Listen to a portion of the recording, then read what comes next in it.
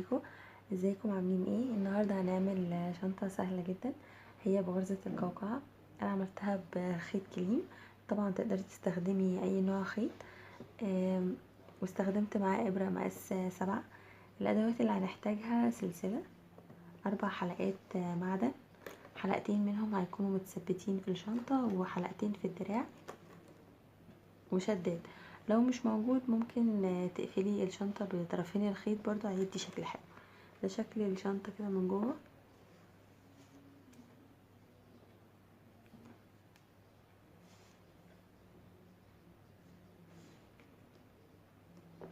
انا عملتها على قاعدة بيضاوية. يلا نبدأ بقى ونشوف الطريقة.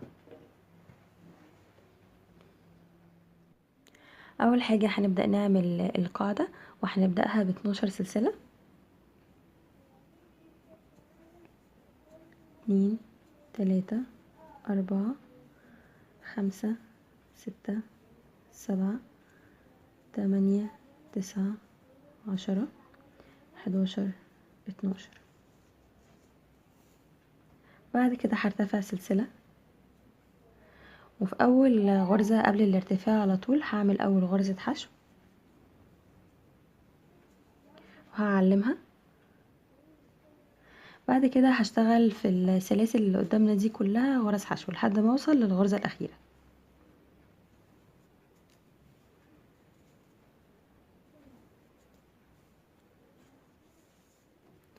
كده وصلت لاخر غرزة، وهعمل فيها 5 غرز حشو. 1 هعلم اول واحدة،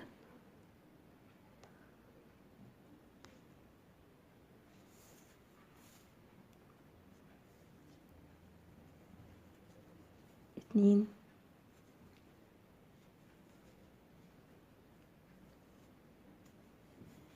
3 4 5. وهعلم الغرزة رقم 5. بفرد بس الغرز كده وأعلم الغرزة رقم 5.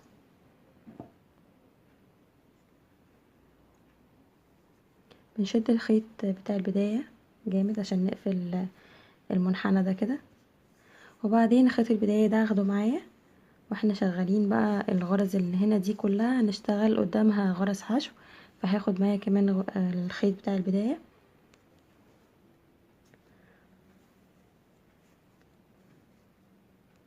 وهكمل بقى غرز حشو في كل غرزة لحد ما نوصل للمكان الاول اللي هي كانت اول غرزة.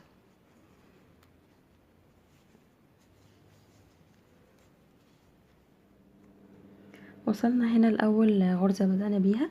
احنا هنا الجنب اللي فات عاملين فيه 5 غرز، وهنا غرزة واحدة، فناقص 4 علشان نساوي الجنبين ببعض. فهنعمل هنا 4 غرز. هنعلم اول واحدة،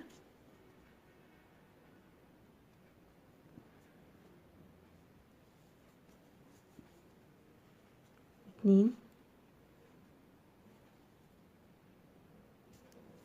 3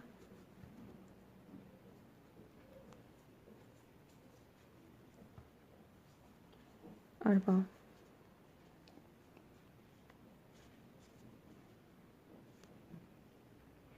كده احنا عاملين هنا 5 وهنا 5. فاول غرزة دي اللي احنا اشتغلنا فيها هنقفل السطر فيها بغرزة منزلقة.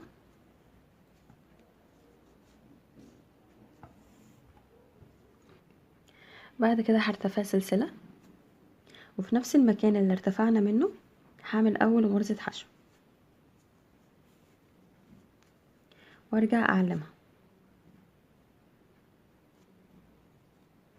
بعد كده هنشتغل في كل الغرز اللي هنا دي غرز حشو لحد ما نوصل للعلامة التانية.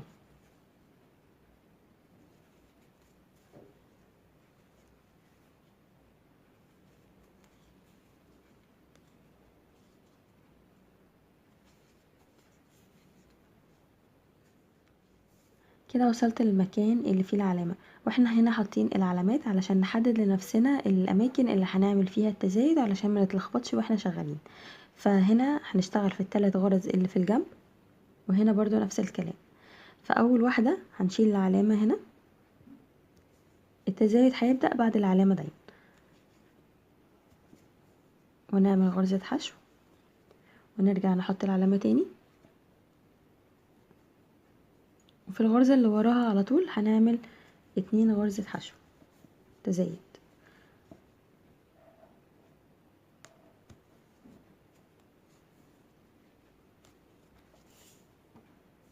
والغرزة اللي وراها كمان تزايد،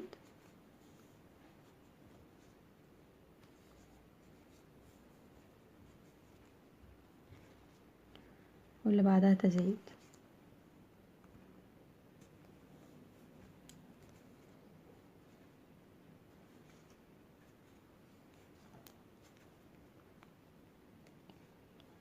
كده عملنا التزايد في الثلاث غرز اللي في الجنب. بعد كده هشيل العلامة واعمل غرزة حشو فردي عادي، وارجع اعلم تاني علشان السطر اللي جاي برضو دي الغرز اللي هنعمل فيها تزايد. بعد كده هنشتغل غرز حشو فردي او غرزة حشو في كل غرزة لحد ما نوصل للعلامة اللي بعدها.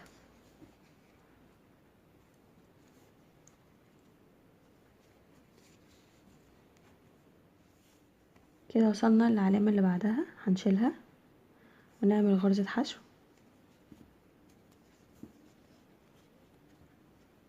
نرجع نعلم تاني.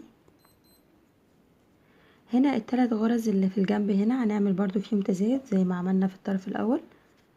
في اول غرزة 2،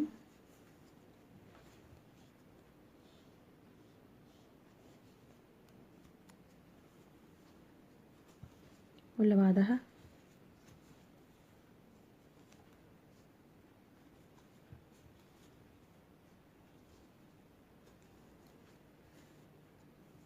واللي بعدها،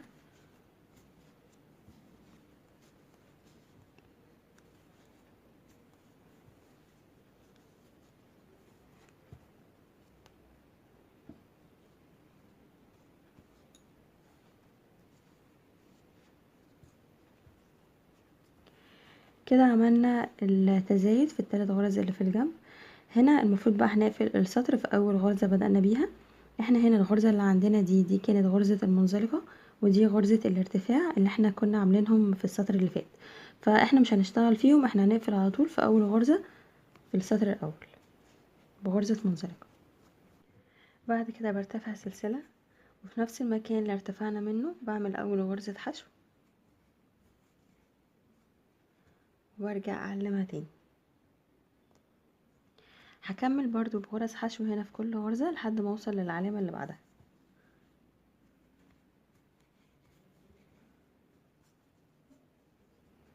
هنا وصلت عند العلامة اللي بعدها، بشيلها وبعمل مكانها غرزة حشو وبرجع اعلمها تاني. هنا نظام التزايد في الغرز اللي هنا هيكون غرزة فردي وبعدين تزايد وفردي وبعدين تزايد لحد ما نخلص ال6 غرز اللي عندنا. اول واحدة فردي، اللي بعدها تزايد،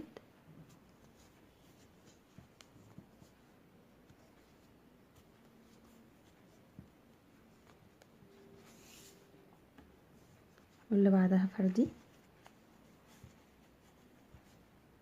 واللي بعدها تزايد،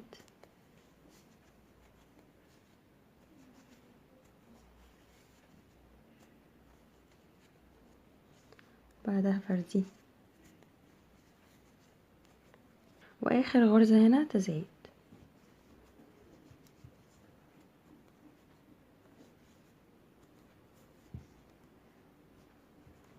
بعد كده هنشيل العلامة ونعمل غرزة حشو،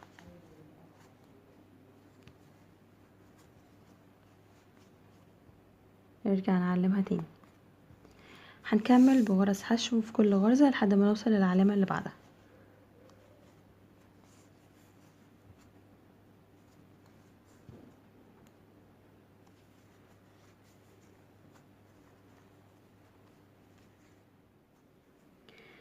كده وصلنا للعلامة اللي بعدها، هنعمل برضو فيها غرزة حشو، نرجع نعلمها تاني. في اول غرزة هنعمل نفس نظام التزايد اللي عملناه هنا في الجنب الاول. في اول غرزة هنا هنعمل فيها غرزة فردي، اللي بعدها تزايد،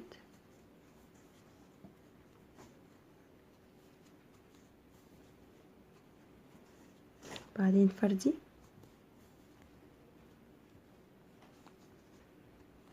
بعدين تزايد،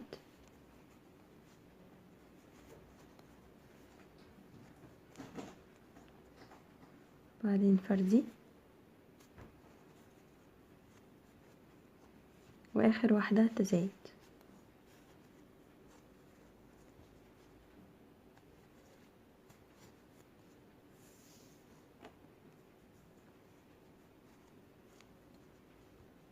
هنا الغرزة دي غرزة المنزلقة اللي قفلنا فيها قبل كده، ودي غرزة الارتفاع. احنا بنقفل هنا في اول غرزة في السطر اللي احنا بدأنا بيها، بنقفل بغرزة برضو منزلقة.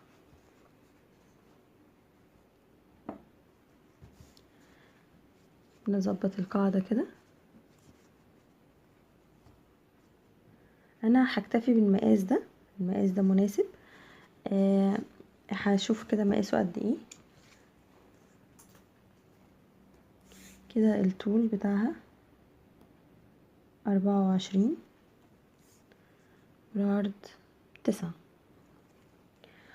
فلو عايزة تكملي تاني تكبري القاعدة اكبر من كده، فنظام التزايد هيكون في الجنبين دول 2 فردي وواحدة تزايد، بعدين 2 فردي وواحدة تزايد، لحد ما تخلصي كل الغرز اللي في الجنب. بعد كده احنا هنقص الخيط، وهنبدأ بقى في جسم الشنطة. هقول لكم النظام ازاي. حبيت بس قبل ما نبدأ في الشنطة اوريكم الطريقة السليمة اللي هنقفل بيها القاعدة، علشان الغرز تكون كلها مظبوطة. احنا هنا دي اول غرزة بدأنا بيها السطر، ودي الاخيرة. فبندخل هنا ونسحب الخيط، طبعا لازم نكون قاصين الخيط، بنشد الطرف اللي هو المقصوص، وبعدين نيجي هنا في الغرزة اللي قبلها دي نسحب الخيط ندخله كده، فبيبان هنا كأنه بالظبط غرزة عادية ما فيهاش اي حاجة. فهناخد بقى الطرف ده وبإبرة التنظيف هندخله ما بين الغرز ندارين وبس. نبدأ بقى في جسم الشنطة.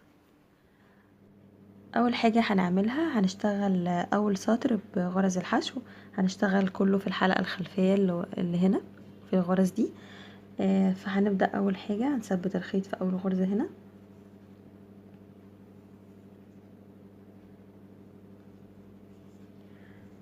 ونرتفع سلسلة، وبعدين هنشتغل غرز حشو في الحلقات الخلفية بس هنا.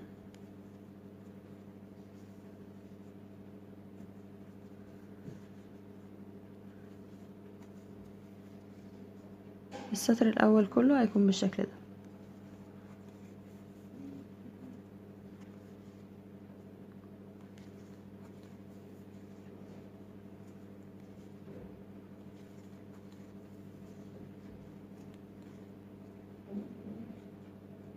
هنكمل بالنظام ده كده لحد نهاية السطر. هنا وصلت لنهاية السطر، وهقفل في اول غرزة بغرزة منزلقة. بعد كده هرتفع سلسلة، والنظام في الشنطة بعد كده هيكون عبارة عن غرزة بغرزة الحشو وغرزة بغرزة القوقعة. فأول واحدة هنا هنعملها بغرزة حشو، واللي بعدها هتكون غرزة قوقعة. وغرزة القوقعة سهلة جدا مفيهاش أي صعوبة. هنا بدل ما هندخل تحت الحلقتين، احنا هنشتغل في الحلقتين اللي في الجنب اللي هم عاملين زي رقم 7 كده، هندخل ما بينهم كده ونعمل غرزة حشو،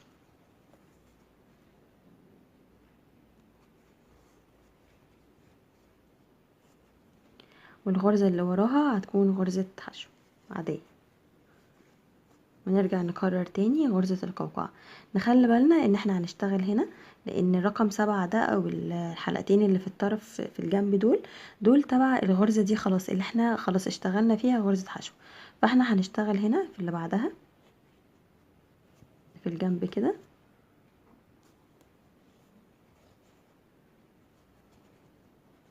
وبعد كده اللي وراها هتكون غرزة حشو، واللي بعدها هنا نشتغل هنا غرزة قوقعة،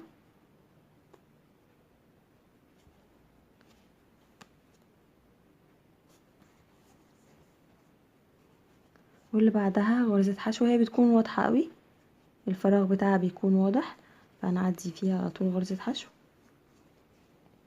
واللي بعدها غرزة قوقعة. طبعا مش هنشتغل هنا خلاص، في اللي بعدها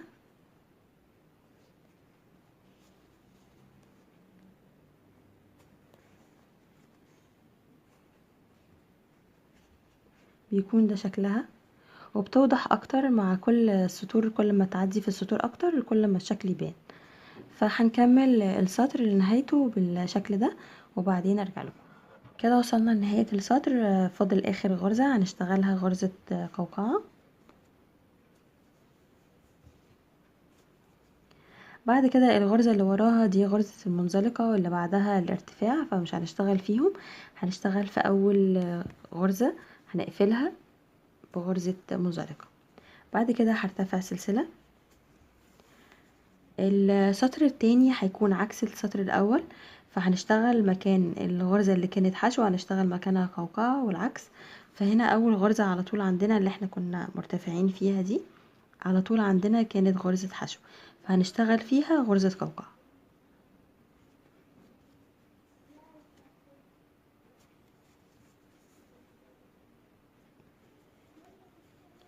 الفراغ اللي وراها ده على طول هو ده اللي هنشتغل فيه غرزة حشو. هنا بتبقى الغرز خلاص وضحت، فدي غرزة الحشو. هنا هنلاقي غرزة القوقعة اللي وراها واضحة ان احنا هنشتغل فيها، اللي هو رقم 7 ده،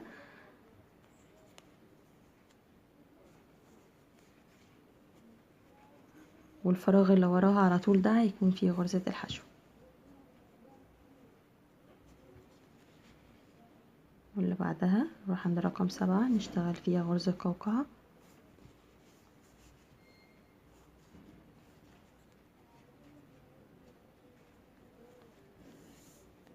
والفراغ اللي وراها على طول غرزة حشو. وبعدها بنستمر بالشكل ده لحد نهاية السطر. بعد ما بنخلص كل سطر بنفرد الغرز كده مظبوط علشان الشكل يوضح معانا.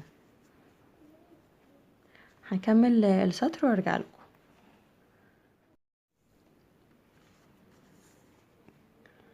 كده وصلت عند اخر غرزة وهعمل فيها غرزة حشو. بعد كده هقفل في اول غرزة في السطر بغرزة منزلقة، هرتفع سلسلة.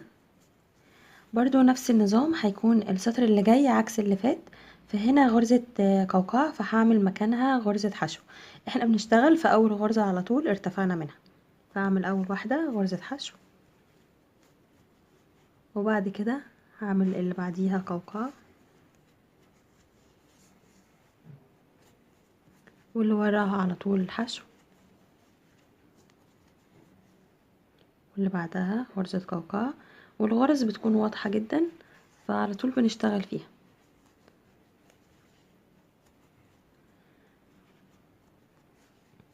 واللي بعدها حشو.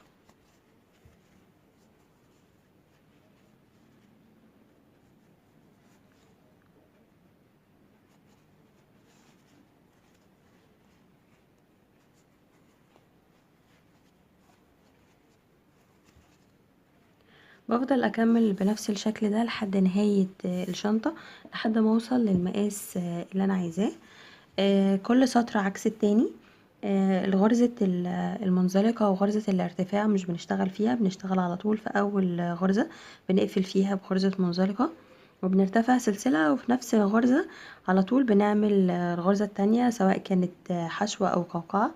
هنكمل الشنطة بالشكل ده لحد النهاية او لحد ما نوصل للمقاس اللي احنا عايزينه. كده انا كملت الشنطة بنفس الطريقة. ارتفعت حوالي 25 سنتي وركبت هنا الحلقتين المعدن. ده شكل الشنطة من جوه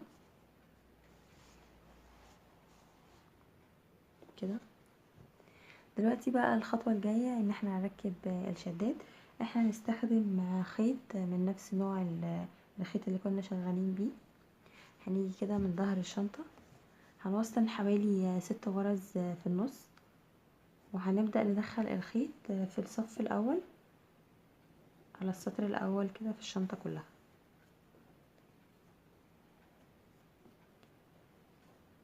افضل حاجة ان احنا نعمل علامات علشان نحدد لنفسنا هندخل الخيط فين. بعد كده الطرف التاني.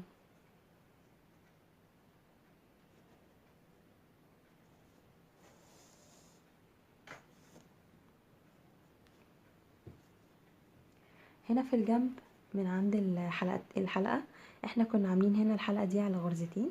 من فوق الغرزتين بالظبط هندخل الخيط برضو من الصف الاول. اهم حاجة يكون الشداد كله على سطر واحد.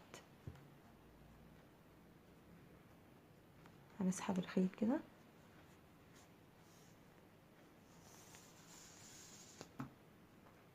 وبعد كده من فوق الحلقة الغرزة التانية ندخله تاني. واهم حاجة يكون مقلوب بشكل كويس، يعني الخيط يكون على الشكل ده.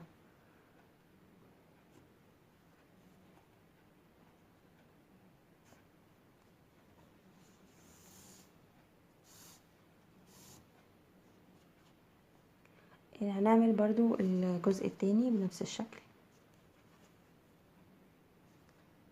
برضو من الصف الاول.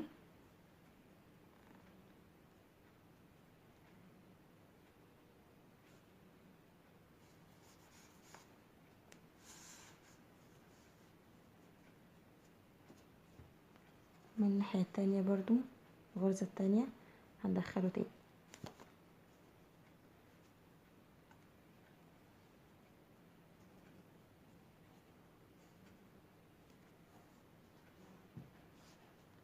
هنا بقى من قدام بنكون عاملين غرزتين اللي في النص محددينهم، بحيث ندخل فيهم بردك الخيط. وبرضو اهم حاجة يكون كله على الصف الاول.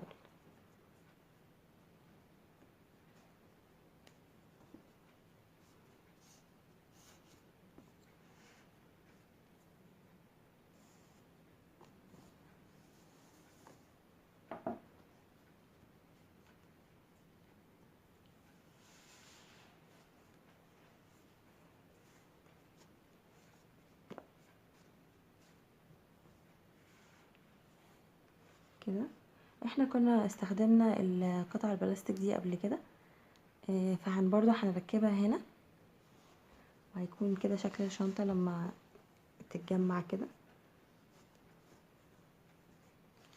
هركب الجزء البلاستيك ده وارجع لكم. ده كده شكل الشنطة بعد ما ركبنا الجزء البلاستيك. نفتحها كده،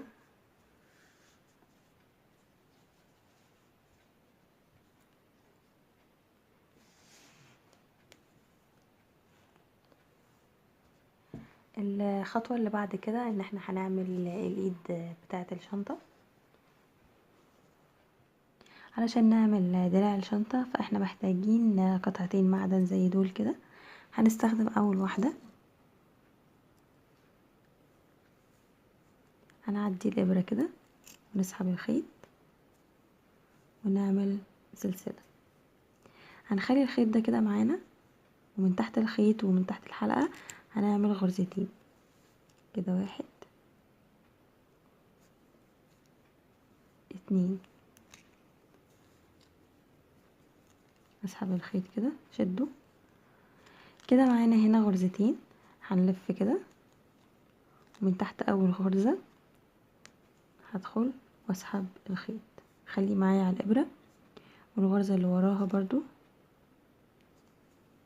بسحب الخيط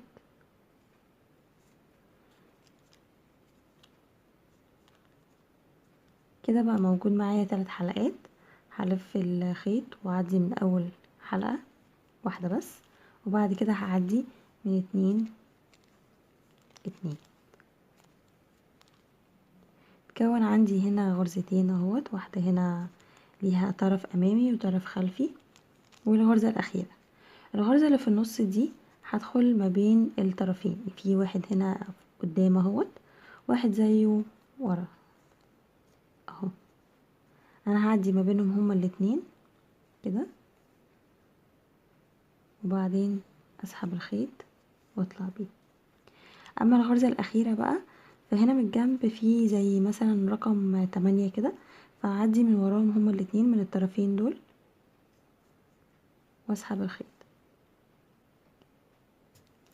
رجعنا تاني ب3 حلقات، هعدي من اول واحدة، وبعد كده بقى غرزتين غرزتين. هنكرر برضو نفس الخطوة اللي احنا عملناها الغرزة اللي فاتت او السطر اللي فات، وهنعدي ما بين الطرفين بتوع الغرزة دول. الغرزة دي بالشكل ده هتكون مثلا لو احنا هنا عاملين غرزتين، لكن لو عاملين مثلا 3 4 الخيط رفيع فعاملين غرز كتير، فالشكل ده هيكون متكرر كتير. فالغرزة دي هنعدي من كلهم من بين الطرفين دول. اما الغرزة الاخيرة فهي بس اللي بنعدي من زي رقم 8 ده بس. فهنا هندخل ما بينهم ونسحب الخيط، والغرزة اللي في الجنب او الاخيرة هنعدي ورا الطرفين دول ونسحب الخيط. بعد كده هنلف الخيط على الابرة ونطلع من اول واحدة. اهم حاجة ان انا بطلع من اول غرزة فردية بس، وبعد كده الغرزتين التانيين اللي ورا بعض واللي وراهم. ولو برضو عاملين غرز كتير هنفضل نطلع من 2 لحد ما نخلص الغرز كلهم. اول واحدة بس هي اللي فردي. هنكرر تاني برضو نفس النظام، هنعدي من ما بين الغرزة، ناخد الحلقة ونبص في الجنب كده ونعدي ما بين الطرفين، ناخد لفة على الابرة، نطلع من اول واحدة بس، بعد كده من غرزتين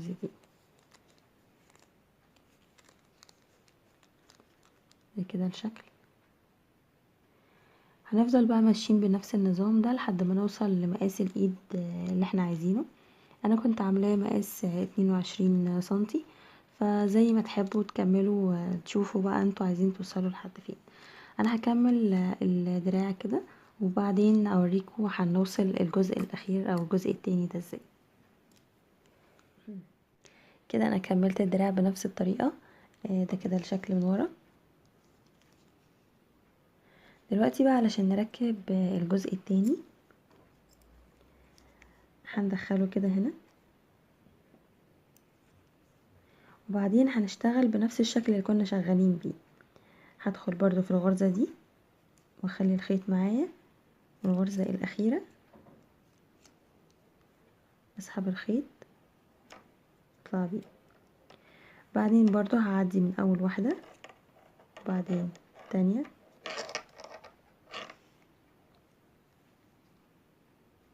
والاتنين الاخرى. بعد كده هسحب الخيط، وخلي بالنا ان هي مش متثبتة الا على واحدة بس. بعد كده بقى الجزء اللي احنا عملناه الاخير ده هتميل ورا،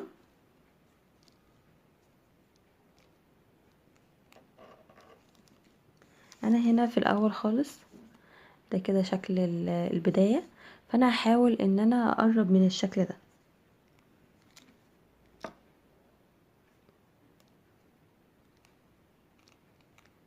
هنعدي هنا من تحت الحلقة،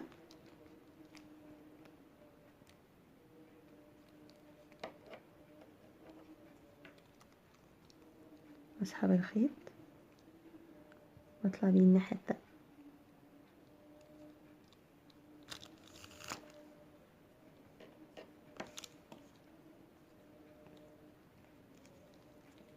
بعد كده برضو من هنا هعدي، هي بتبقى طبعا يعني صعبة شوية علشان الحلقة ثابتة مضيقة المكان.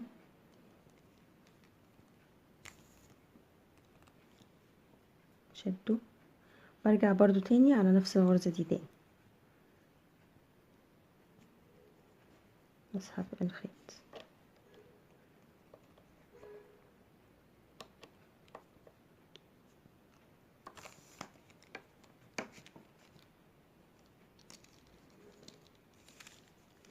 كده هنيجي نشوف الشكل الاول لحد ما يعني متقاربين من بعض.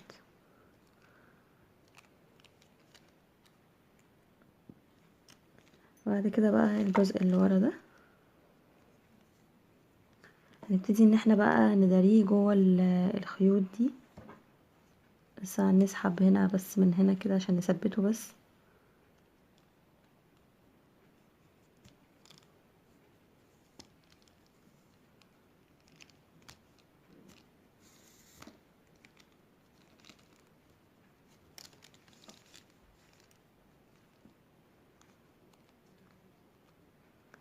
بعد كده بقى ممكن تكملي ان انتي تدخليه جوه الخيط، او ممكن لو عايزه تاكدي اكتر قصتيه من هنا وعايزه تاكدي عليه اكتر ممكن تخيطيه بخيط من نفس اللون فيكون اتثبت اكتر يعني.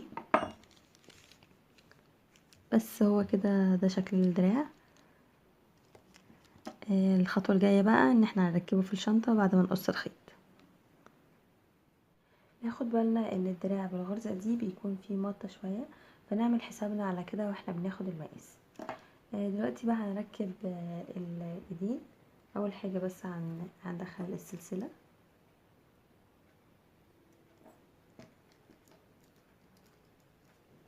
بعدين نركبها هنا الناحيه التانية.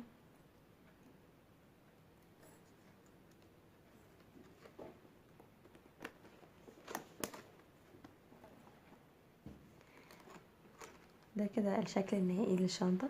بتمنى تكون عجبتكم. ولو عجبكم الفيديو متنسوش تشتركوا في القناه وتشاركوا الفيديو مع اصحابكم اللي مهتمين بالكروشيه. وشكرا ليكم، مع السلامه.